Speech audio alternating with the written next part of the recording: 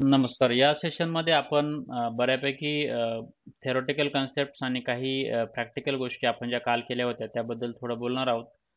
अ, जेव्हा आपण डेटावरती काम करतो किंवा डेटा अॅनालिस्टच्या प्रोजेक्टवरती काम करतो, तेव्हा आपल्याला मी आत्तापर्यंत जेवढं सांगितलं की डेटा ही एक गोष्ट आहे किंवा कन्सेप्ट्स आहे, जी बिझनेसची रिलेटेड डेटा आहे. तो वेगवेगळ्या फॉर्मॅटमध्ये, रॉ फॉर्मॅटमध्ये, वेगवेगळ्या फाईल टाईपमध्ये आपल्याकडे येत असतो.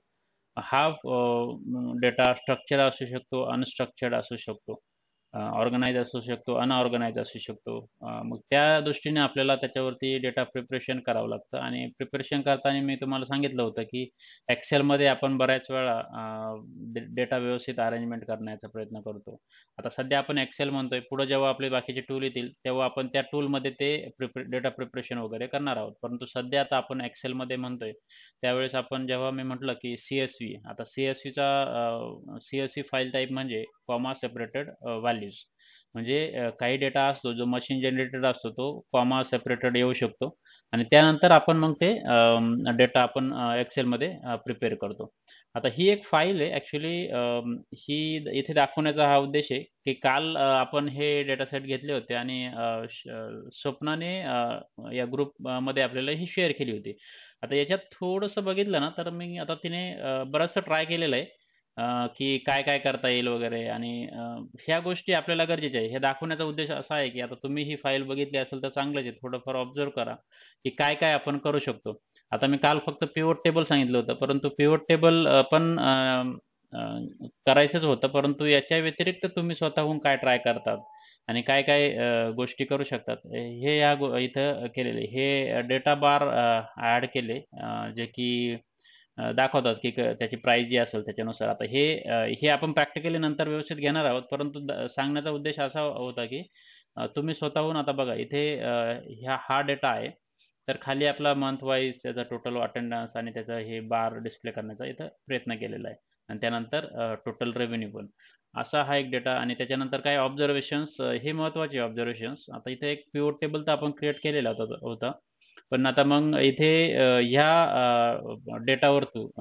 वरून आपल्याला काय इनसाइट्स किंवा काय रिझल्ट्स आपण डिस्प्ले करू शकतो किंवा ऑब्झर्वेशन्स. आता इथं म्हणले आता इथं काय म्हटलंय, all morning sessions taken by teacher Orion आणि ॲटोसा. ह्या 2 यांचं दिलेलं आहे. तर तसेच काही ऑब्झर्वेशन मांडलेले आहे, की मॅक्स रेव्हेन्यू काय आहे? Max revenue generated in morning session किती आहे? इन फ्रायडे आणि सॅटरडे किती आहे? तर हे जे आहे ना, हे ॲक्चुअली गरजेचं आहे. जेव्हा तुम्ही डेटा ॲनालिसिस करण्याचा प्रयत्न करतात किंवा डेटा ॲनालिस्ट म्हणून काम करतात, त्यावेळेस तुम्हाला हा डेटा ऑब्झर्व्ह करणं गरजेचं आहे. आता अजून एक प्रश्न येतो, की आपण जे काही काम करणार आहोत, त्यासाठी आपण सुटेबल आहोत का नाही? म्हणजे म्हणतात ना, की how to check if you are right for data analyst or not. म्हणजे आपण एखादं कोणतंही काम करण्याऐवजी हे काम जे आहे ते मला जमेल का? किंवा मी त्यासाठी फिट आहे का? ह्या गोष्टींचा जर मनात जर क्वेशन येत असतील किंवा असं वाटत असेल, की मी जे काम करणार आहे, ते कसं व्हॅलिडेट करायचं, की मला हे जमेल का नाही? तर आपण डेटा अॅनलिस्ट म्हणतो जेव्हा किंवा डेटा अॅनालिसिस म्हणतो, तेव्हा आपल्याला डेटा अॅनालिसिस आपण रोजचा रोज काही ना काही करत असतो. तुम्ही आपला रोजचा पण काही केलं, की आता लेट्स से तुम्हाला काहीतरी नवीन खरेदी करायची. लेट्स से एखादा शूज वगैरे खरेदी करायचा आहे. मग तुम्ही त्या शूज खरेदी करण्याच्या अगोदर थोडाफार तर विचार करतात ना, की नेमकं माझं कितीपर्यंत बजेट आहे? मला गरज काय आहे? म्हणजे माझी स्पोर्ट्सची गरज आहे, की नॉर्मल मला डेली यूजसाठी शूज घ्यायचे, की अजून काही? आणि परत मला ब्रँडेडच घ्यायचा आहे, की अनब्रँडेड चालेल? मला काय कशात कम्फर्टेबल वाटेल. मग मला फॉर्मल, काय कॅज्युअल असे वेगवेगळे किंवा स्पोर्ट्सची असे शूज घ्यायचे का? अशा बऱ्याचशा प्रकारचं एनालिसिस किंवा आपण डेटाचं थोडा विचार करत असतो. आता हे विचार करणं म्हणजेच आपलं काय आहे, की आपण एनालिसिस करत असतो किंवा इव्हॅल्युएट करत असतो बऱ्याचशा गोष्टी. आता हे एक एक्झाम्पल झालं. आता जेव्हा तुम्ही अजून दुसरे काही करत असाल, कोणतेही एक्झाम्पल घ्या. आता हे छोटे-छोटे निर्णय असतात तेव्हा ठीक आहे, आपण काहीतरी म्हणजे शूज घेणे किंवा कपडे घेणे वगैरे हे. परंतु जेव्हा आपल्याला मोठी गोष्ट घ्यायची असते किंवा लेट्स से एखादी कार घ्यायची, तर कार घेण्याच्या वेळेस आपण बऱ्याचशा वेळेस आपण खूप विचार करतो. असं जात नाही आपण आज गेलो आणि लगेच कार बुक केली असं होत नाही.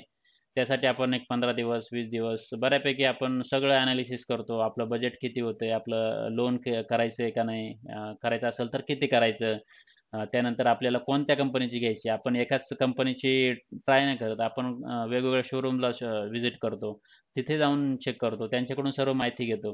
तर हे सर्व करत असताना आपलं जे माइंड म्हणतो ना, हे डेटा एनालिसिस करत असतं किंवा डेटा एनालिटिक्स करत असतं. तर प्रत्येकजण हा डेटा एनालिस्ट होऊ शकतो.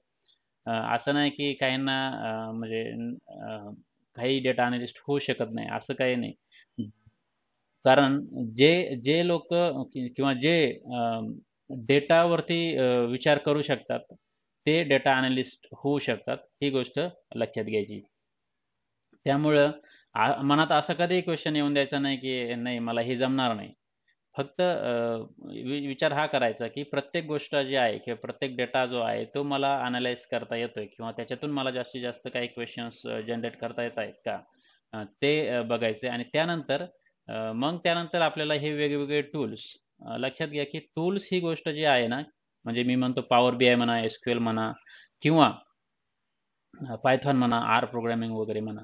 ह्या सर्व गोष्टी शिकल्या जाऊ शकतात. म्हणजे याच्यात काही अडचण नाही. तुमचं मेन स्किल आहे ना, ते डेटा एनालिसिस स्किल आणि तुम्ही याचा विचार करायचाच नाही कधी, की माझं टेक्निकल बॅकग्राऊंड आहे, की नॉन टेक्निकल बॅकग्राऊंड आहे, की कोणतं बॅकग्राऊंड आहे. काही फरक पडत नाही. तुम्ही जर ठरवलं ना, एक 3 महिन्यात तुम्ही मस्त म्हणजे व्यवस्थित कॅपेबल होऊ शकता डेटा एनालिसिससाठी. व्यवस्थित जर एफर्ट घेतले तर. म्हणजे माझं असं म्हणणं आहे, की रोजचे जवळ-जवळ 2 ते 3 तास तुम्ही व्यवस्थित जर केलं आणि थोडं प्रॅक्टिकलला पण वेळ दिला अजून जास्त, तर तुम्ही बऱ्यापैकी तुम्ही डेटा चं काम करू शकतात. यावरती माझा विश्वास आहे. तर हेच सांगायचं होतं. त्यामुळं मी आता इथं हे एक्झाम्पल इथं याच्यासाठी घेतलं होतं, की अ, अ, इथे बघा म्हणजे आता पिव्होट टेबल घेतलाच, परंतु त्याच्यावरती काही ऑब्झर्वेशन्स आहे, त्याचे रिझल्ट्स इथं लिहिले. त्यानंतर या पिव्होट टेबलमध्ये अजून एक गोष्ट सांगायची होती, की आता इथे हा पिव्होट टेबल आहे. तर आपण काल बऱ्यापैकी ह्या गोष्टी घेतल्या होत्या, की कसं करायचं. आता याच्यात त्यांनी एक जेव्हा हायरार्किकल डेटा असतो ना, म्हणजे पॅरेंट चाइल्ड काइंड ऑफ. आता आफ्टरनूनमध्ये प्रत्येक महिन्यात अं, अ, किती अटेंडन्स आहे, ती अशी आपण इथे ॲड करू शकतो. तर ती ॲड करण्यासाठी आपल्याला इथे जो रोज आहे ना, तिथेच हा एक सेशन नंतर आफ्टरनूनचा जो सेशन आहे, म्हणजे त्याच कॉलम म्हणजे त्या फील्डच्या खाली मंथचा पण घेतला, तर असे हा डेटा येऊन जातो. म्हणजे हे डेटा आपण असे समराईज करू शकतो. तर हे सर्व जे आहे ना, हे आपण करू शकतो आणि आता इथं बघा, तुम्हाला जेव्हा कोणताही डेटा असा एनालिसिस करायचा असतो डिटेल लेव्हलमध्ये. आता बऱ्याच वेळा आपल्याला पॅरेंट आणि चाइल्ड म्हणजे हायरार्किकल जो म्हणतो ना आपण, की लेट्स से एक स्टेट आहे. स्टेटमध्ये सिटी असतात वेगवेगळ्या. सिटीमध्ये असे एरिया असतात. अ, अशा पद्धतीचा जो डेटा असतो, बऱ्याच वेळा मॅनेजर लोकं असतात ना, लेट्स से बिझनेस मॅनेजर म्हणा किंवा एम-डी वगैरे म्हणा. त्यांना त्यांच्या कंपनीचा परफॉर्मन्स बघायचा असतो. तेव्हा ते काय करतात ना, त्यांना असा हायरार्किकल डेटा बघायचा असतो. त्यांना पर्टिक्युलर स्टेटमध्ये महाराष्ट्रात राज्यात लेट्स से पुण्यामध्ये पण कोणत्या-कोणत्या एरियामध्ये पर्टिक्युलर प्रॉडक्ट जास्त सेल होतो. या टाइपचं एनालिसिस आपण त्यांना द्यायचं असतं. म्हणजे असा डेटा आपण प्रेझेंट केला तर त्यांना तो सोयीस्कर असतो. त्यासाठी आपण हे पिव्होट टेबलमध्ये वगैरे आहे, ह्या नॉर्मल अशा गोष्टी करू शकतो, की जिथं आपण हाय हाय म्हणजे पॅरेंट लेव्हलला आपण एखादी व्हॅल्यू घेऊ शकतो आणि त्याची चाइल्ड लेव्हलला ह्या गोष्टी अशा डिस्प्ले करू शकतो आणि त्याच्यावर सब लेव्हलला मग त्यांना कळतं, की कुठे-कुठे कमी जास्त काय डेटा आहे ते इथे समजतं. तर अशा पद्धतीने हे तुम्ही ट्राय करू शकतात. त्यासाठी मी म्हटलं होतं, की जे काही करताय ते तुम्ही ट्राय करत चला घरी. जेवढं जास्तीत जास्त ट्राय करशाल, स्वतःहून काही गोष्टी ट्राय करशाल, आपोआप काही ना काही शिकत राहशाल. म्हणजे ह्या गोष्टी ज्या आहे, जेवढं शिकशाल तेवढं कमीच आहे. परंतु अ, आपण जेवढा वेळ देऊ, तेवढा फायद्याचंच राहील. तर हे एक सांगायचं होतं. तर तुम्ही पण काही ट्राय केलं असेल असं काही, भले की ते चुकलं असेल किंवा काहीतरी शिकले असेल, तर ते ग्रुपमध्ये टाकत चला. जेणेकरून काय होईल ना, ते की बाकीच्यांना पण असं समजेल. म्हणजे प्रत्येक गोष्ट स्वतःहून आपण ट्राय करायला गेलो तर वेळ जातो वगैरे. परंतु असे एकत्र प्रत्येकाने काही ना काही गोष्टी केल्या, तर त्या आणि शेअर केल्या बाकीच्यांबरोबर, तर त्या बाकीच्यांना पण हेल्पफुल असतील. तर त्यासाठी आता हे स्वप्नाने पाठवलं म्हणून त्यांचं धन्यवाद. आणि आता आपण थोडं थेरॉटिकल पॉईंट्स बघूया.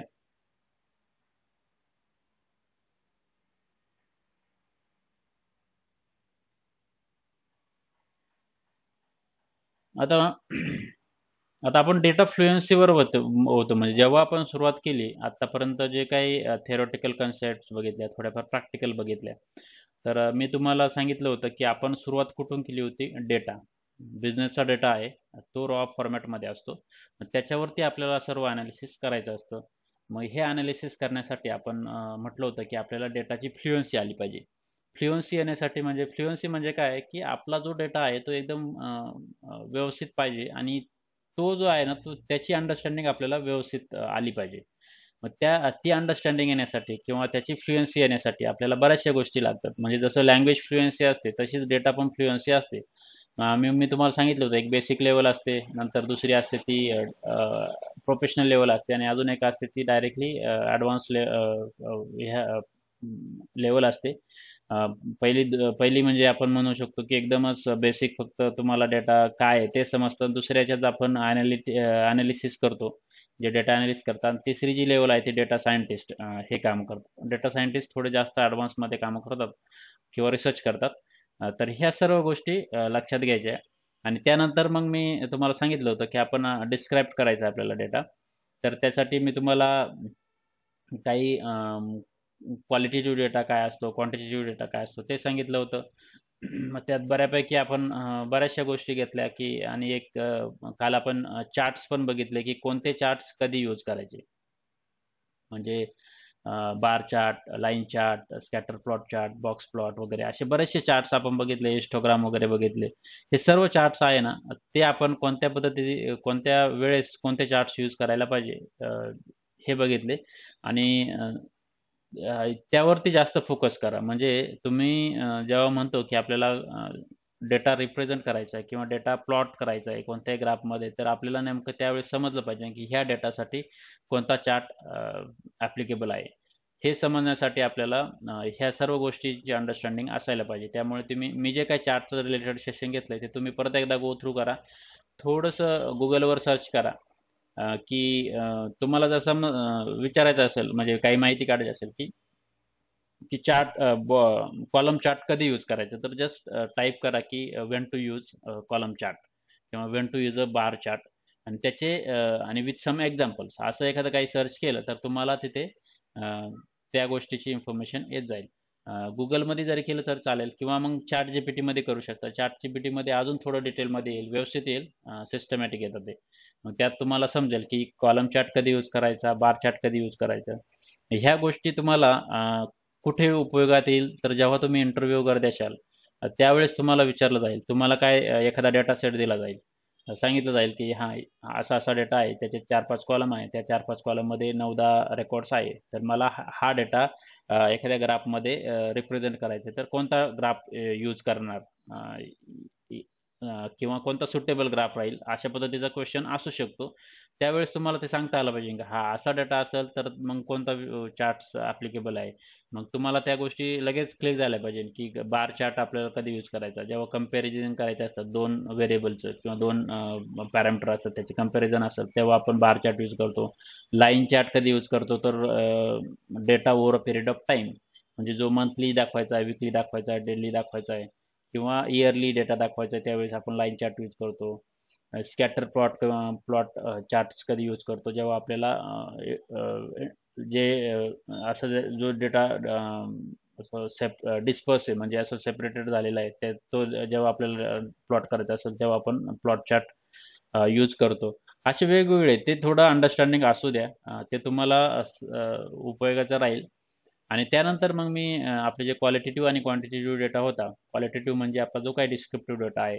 मग तो आपल्याला it's a basis for analysis. म्हणजे त्याच्याशिवाय आपले न्यूमेरिकल जो डेटा आहे, न्यूमेरिकल डेटामध्ये आपले मग सेल्स क्वांटिटी आहे, सेल्स प्राइस आहे, रेव्हेन्यू आहे, ग्रॉस मार्जिन आहे, प्रॉफिट आहे, सेल्स पर्सेंटेज, डिस्काउंट आहे, अशा रिलेटेड जो डेटा असेल न्यूमेरिक फॉर्मॅटमध्ये, तो आपला क्वांटिटेटिव्ह डेटा असतो.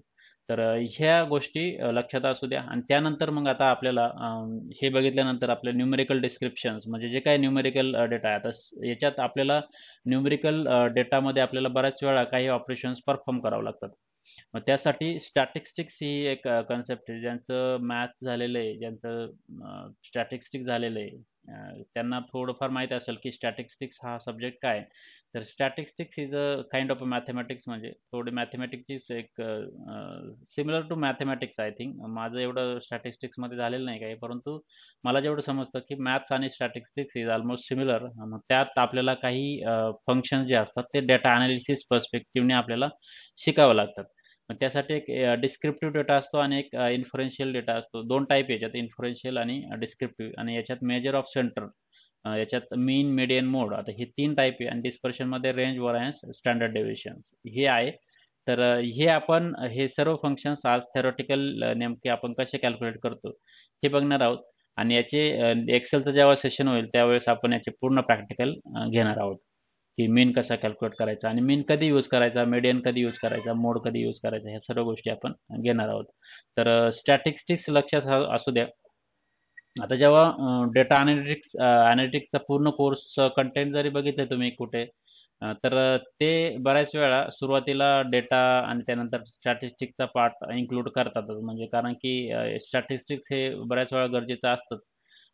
आता याच्यात जे फॉर्म्युलेज वगैरे असतो, म्हणजे आपल्याला आता इथे एक क्वेश्चन येऊ शकतो की स्टॅटिस्टिक्स शिकणं किती गरजेचं आहे. म्हणजे स्टॅटिकचे जे फॉर्म्युले जे आहे ते आपल्याला किती शिकणे गरजेचे आहे वगैरे आहे, हे खरंच गरजेचे आहेत का. तर म्हणजे कन्सेप्ट माहिती असायला पाहिजे. त्यातले ॲक्चुअल जे फॉर्म्युले आहे ना ते आपल्याला लिहिता आलेच पाहिजे असं काही नाही. तर ते फक्त यूज कसे करायचे आपल्याला ते माहीत पाहिजे. कारण की हे सर्व फंक्शन्स इनबिल्ट टूलमध्ये अवेलेबल आहे. म्हणजे जर तुम्ही एक्सेल जर यूज केलं तर एक्सेलमध्ये पण हे टूल फंक्शन्स अवेलेबल आहे. SQL मध्ये पण आहे, पॉवर BI मध्ये पण आहे, पायथॉनमध्ये पण आहे. हे सर्व फंक्शन्स रेडीमेड अवेलेबल असतात. फक्त आपल्याला ते यूज कसे करायचे ते समजलं पाहिजे आणि केव्हा करायचे ते समजलं पाहिजे. मग त्यासाठी मीन, मीडियन, मोड वगैरे हे जे फंक्शन्स आहे त्याची कन्सेप्ट समजून घेऊया.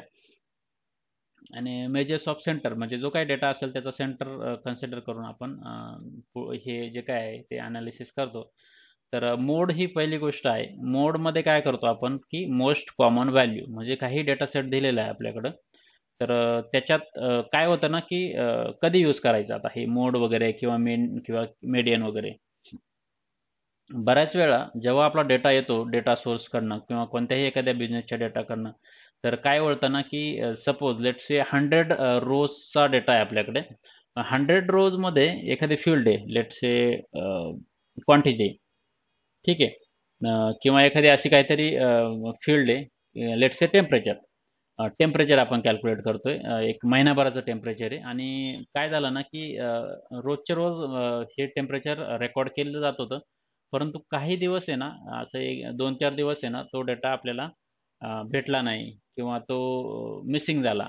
अ, किंवा डेटा एंट्रीमध्ये काही प्रॉब्लेम आला, ते टाकता नाही आलं किंवा असं झालं की त्यात आपल्याला काही जंक कॅरेक्टर वगैरे आले. अशा टाईपचं जेव्हा आलं, तेव्हा आपण डेटा प्रिपरेशन करतो ना, त्यावेळेस आपल्याला हे जे काय आहे ना, हे फंक्शन्स यूज करावं लागतं. म्हणजे जिथे-जिथे मिसिंग डेटा आहे, जिथे-जिथे डेटा अवेलेबल नाही आहे, तिथं आपल्याला तो फिलअप करायचा असतो. मग तो कसा करणार? मग एकतर हे मोड फंक्शन वापरू शकतो. मोड फंक्शन म्हणजे मोस्ट कॉमन व्हॅल्यू. आता इथे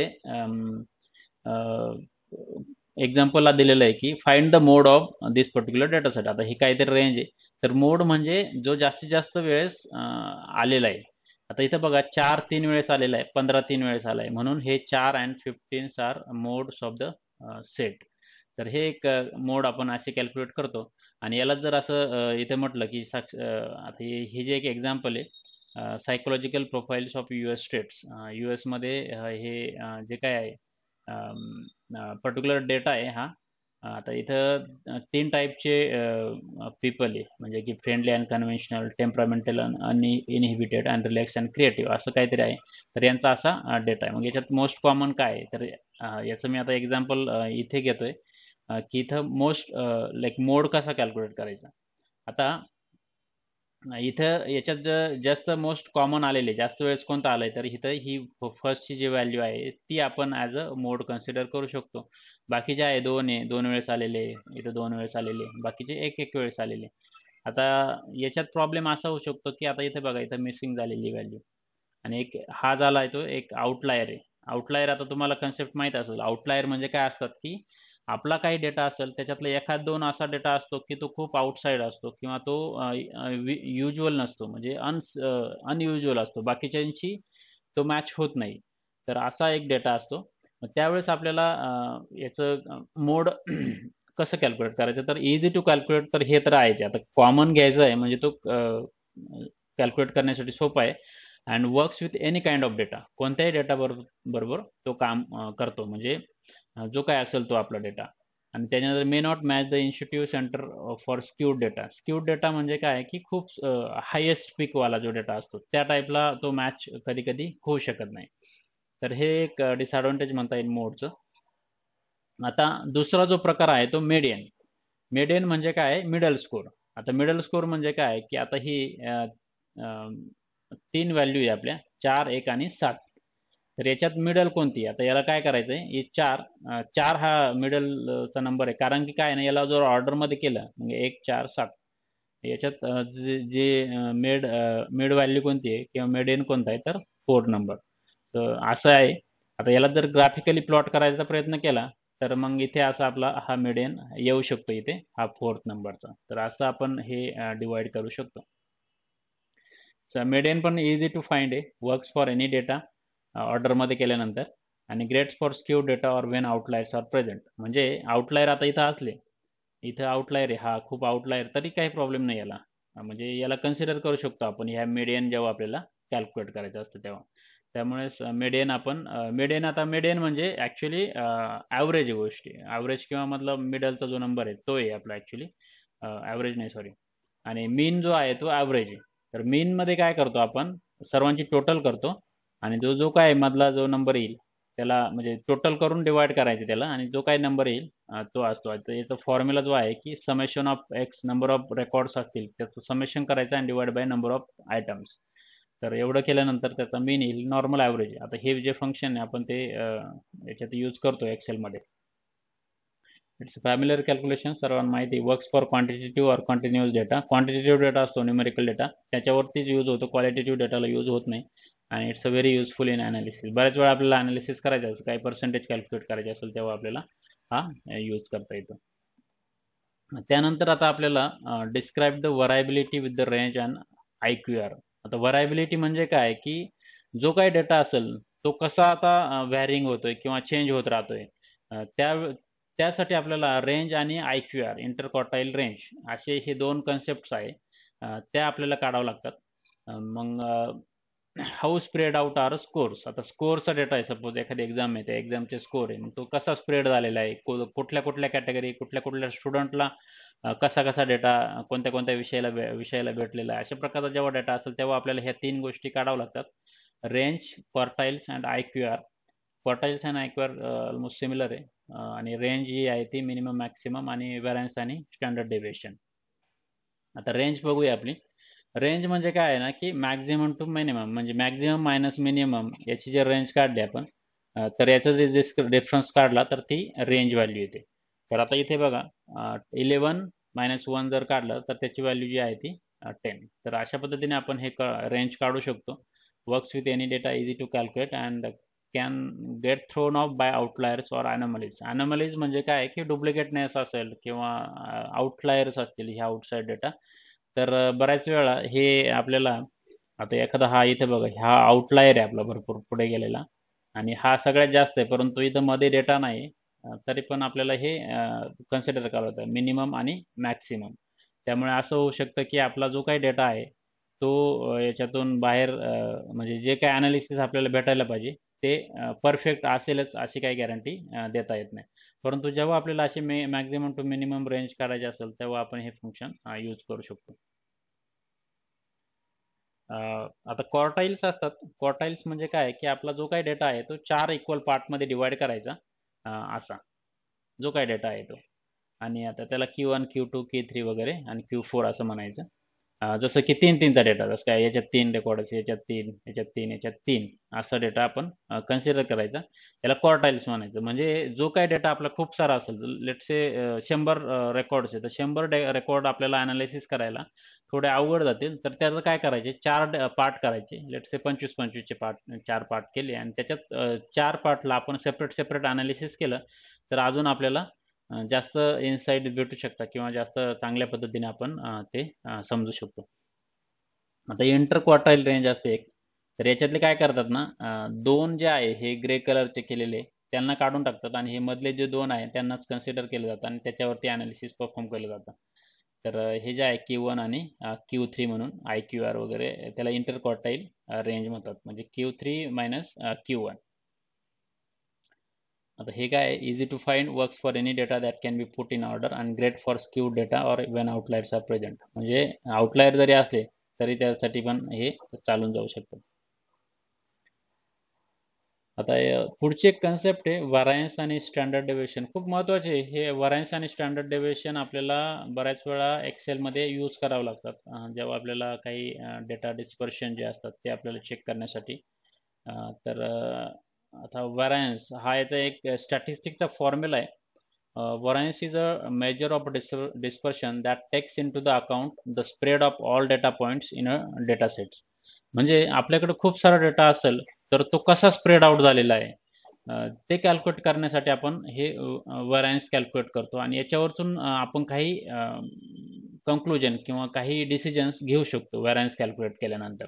आता याचा जो फॉर्म्युला आहे, आता हा फॉर्म्युला आपल्याला काही एवढा पाठ करायची गरज नाही किंवा लक्षात ठेवण्याची गरज नाही. हा व्हरायन्स आपण डायरेक्टली एक्सेलमध्ये यूज करू शकतो. फरक फक्त असं आहे की याच्या समजून घ्या कन्सेप्ट काय काय असतात ते. आता एस स्क्वेअर म्हणजे जो एक आहे तो आपण व्हॅरन्स कॅल्क्युलेट करणार आणि एक्स आय जो आहे the value of the observation. Suppose आपण टेम्परेचर 10 दिवसाचं टेम्परेचर आहे, त्या आहे त्या व्हॅल्यू. त्याच्यानंतर एक्स बार जो हा एक्स बार आहे तो मीन ऑफ ऑल ऑब्झर्वेशन. मीन म्हणजे काय आहे त्याचं ॲव्हरेज आणि एन काय नंबर ऑफ ऑब्झर्वेशन मायनस 1. एक एक्झाम्पल घेऊया आपण. लेट्स से आपल्याकडं 2, 7, 3, 12, 9 असा एक डेटा सेट आहे. मग याच्यात आपल्याला काय करायचं आहे, हा जो व्हॅरन्स आहे तो कॅल्क्युलेट करायचा आहे. मग व्हॅरन्स कॅल्क्युलेट करण्यासाठी पहिली गोष्ट आपल्याला काय करावं लागणार आहे, मीन काढावं लागणार आहे. तर मीन जेव्हा आपण काढतो तेव्हा आपण याची पूर्ण टोटल करतो याची आणि त्याला divide by number of items like 5. इथं 5 आहे तर 5ने आलेलं तर 6.6. आणि त्यानंतर आता हा मीन का कॅल्क्युलेट करायचा आहे, तर हे जे काय आहे एक्स आय मायनस एक्स बार, तर एक्स बार आपल्याला पहिली काढणं गरजेचं आहे. एक्स आय तर आहेच आपल्याकडे सगळ्या व्हॅल्यू आणि त्याचा स्क्वेअर करायचा आहे. म्हणून मग आपण काय करतो, पहिल्यांदा मीन काढतो, त्यानंतर sum of x minus x by i square म्हणजे 2 ही व्हॅल्यू या मेनमधून मायनस करायची. 2 मायनस 6.6 आणि त्याचा स्क्वेअर करायचा आहे कारण स्क्वेअर आपण यूज होत आहे. प्लस 7 मायनस 6.6 याचा स्क्वेअर, 3 मायनस 6.6 त्याचा स्क्वेअर, 12 मायनस 6.6 त्याचा स्क्वेअर आणि 9 मायनस 6.6 त्याचा स्क्वेअर. हे सर्व कॅल्क्युलेट करायचं आहे आणि त्याचा रिझल्ट काय आहे तो 69.20 आलेला आहे याचा आणि त्याला डिवाइड कशाने करायचं आहे, तर 4ने. कारण की काय आहे आपल्या फॉर्म्युलामध्ये काय आहे की n मायनस 1. n मायनस म्हणजे नंबर ऑफ आयटम आणि त्याला n म्हणजे आपले 5 संख्या होत्या इथं, 5 रेकॉर्ड्स असल्यामुळे 5 मायनस 1 इज 4 इथं घेतलेलं आपण आणि त्याच्यातून आपण हे जे काय 69.20 डिवाइड बाय 4 असं याचा रिझल्ट आहे तो 17.3. हा एक व्हॅरन्स आलेला आहे.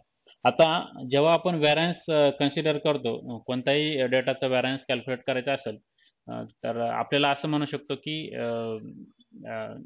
म्हणजे आता हे नेमकं यूज कसं करायचं ॲज अ बिझनेस केस किंवा बिझनेस यूज केस म्हणजे काय असू शकते, तर हे समजणं गरजेचं आहे. मग आपला जो काही डेटा असेल तो कसा स्प्रेड आउट झालेला आहे, म्हणजे 17.3ने जवळपास त्याचा व्हरायन्स म्हणजे काय आहे की ॲटलिस्ट तो असं काय म्हणतात त्याला स्प्रेड आउट म्हणजे पसरलेला जो आहे तो 17.3 ही एक व्हॅरन्स व्हॅल्यू आलेली आहे आणि ते आपण बिझनेसला सांगू शकतो. त्यानुसार ते पुढचे डिसिजन्स घेऊ शकतात.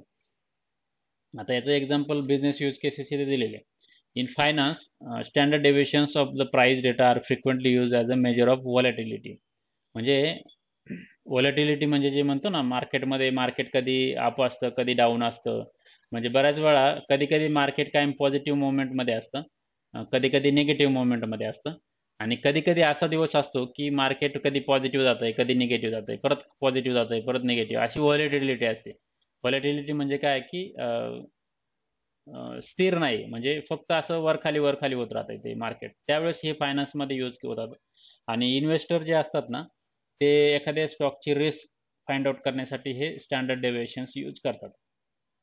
आणि मॅन्युफॅक्चरिंगमध्ये it's a way of quality control करण्यासाठी यूज केलं जातं. इन पोल्स अँड सर्वेज, म्हणजे जे काय मतदान वगैरे किंवा सर्वे कंडक्ट करतात, it can be use to measure the level of confidence of our result. तर अशा वेळेस यूज केले जातात. आता आपण जेव्हा डेटा अनालिस्ट म्हणून काम करू, तेव्हा जशी बिझनेसची रिक्वायरमेंट येत जाईल त्यावेळेस आपल्याला हे यूज करावं लागतील. त्यामुळे याचं फक्त युसेज माहीत करून घ्या. आणि याचा फॉर्म्युला वगैरे आहे तो रेडीमेड अवेलेबल असतो, फक्त आपल्याला डेटा व्यवस्थित प्रोव्हाइड करणं गरजेचं असतं. दुसरी कन्सेप्ट आहे स्टँडर्ड डेव्हिएशन. ही परत एक स्टॅटिस्टिक्सची मेथड आहे, which is the measures the dispersion of a data set relative to its mean. म्हणजे याचा मीन जो आहे ना, त्याच्या रिलेटिव्ह हे डिस्पर्शन म्हणजे स्प्रेड आउट डेटाचं कसं आहे ते चेक केलं जातं.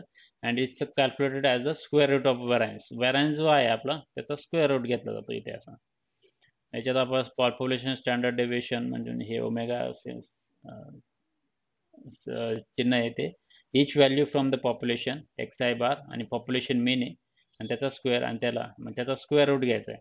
सेम जे आहे तेच आपण इथं करतोय. व्हॅरन्सचा स्क्वेअर रूट म्हणजे आहे ते स्टँडर्ड डेव्हिएशन. याचं कुठं यूज होतो business use case? Weather reporter is analysing the high temperature forecasted for 2 different cities. म्हणजे जे काय हाय टेम्परेचर काय आहे किंवा काय अनालिसिस होऊ शकतं त्या पर्टिक्युलर 2 सिटीमध्ये जर कंपॅरिझन करायचं असेल वेदर रिपोर्टचं किंवा डेटाचं, त्यावेळेस आपण करू शकतो. मग low standard deviation means the data is very closely related to the average, thus very reliable.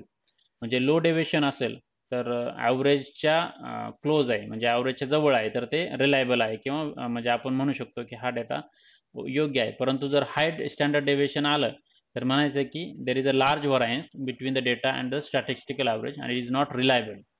म्हणजे ॲव्हरेजच्या पेक्षा खूपच जास्त व्हरायन्स आला तर म्हणायचं की हे जे आहे ते रिलायबल नाही आहे, म्हणजे हा डेटा आहे तो व्यवस्थित ट्रस्ट वर्दी नाही, रिलाय आपण करू शकत नाही, त्याच्यावरती आपण विश्वास ठेवू शकत नाही. त्यावेळेस आपल्याला हे स्टँडर्ड डेव्हिएशन वगैरे यूज करावं लागतात. आणि आता याच्यात आपल्याला एक एक्सप्लोरिंग टेबल्स आणि त्याचा डेमो घ्यायचा होता. तर आता मी काल सांगितलं होतं की जेव्हा कधी आपल्याला एक्सेलमध्ये काम करायचं येतं त्यावेळेस आपण ह्या गोष्टी आपण जे म्हणतो की एक्सेलमध्ये जेव्हा डेटा स्टोअर होतो तो पुढे आपल्याला एसक्यूएल टेबलमध्ये स्टोअर करायचा आहे. तर त्यासाठी आपण हा जो डेटा आहे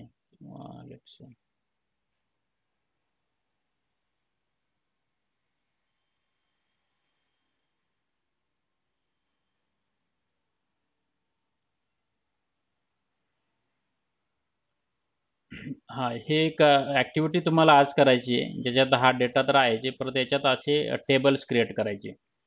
मग आता इथं म्हणतो ना, की आपण जो काही डेटा आहे तो टॅब्युलर फॉर्मॅटमध्ये आपण स्टोअर करू शकतो. म्हणजे सेशन वाईज, त्याच्यानंतर इथं हे नॉर्मल सम यूज केलेलं आहे किंवा टोटल यूज केलेली आहे इथे ह्या पर्टिक्युलर सेशनमध्ये. आणि हे जे आहे ते समेशन यूज केलेले आहे. आता समेशन तुम्ही बघितलं याची जी टोटल आहे अ, अ, त्याला ती म्हणजे ही जी व्हॅल्यू आहे B3ची 1035 डिवाइड बाय इट्स टोटल त्याचं पर्सेंटेज आलेलं आहे. तर हे सर्व पर्सेंटेज इथे कॅल्क्युलेट केलेले आहे.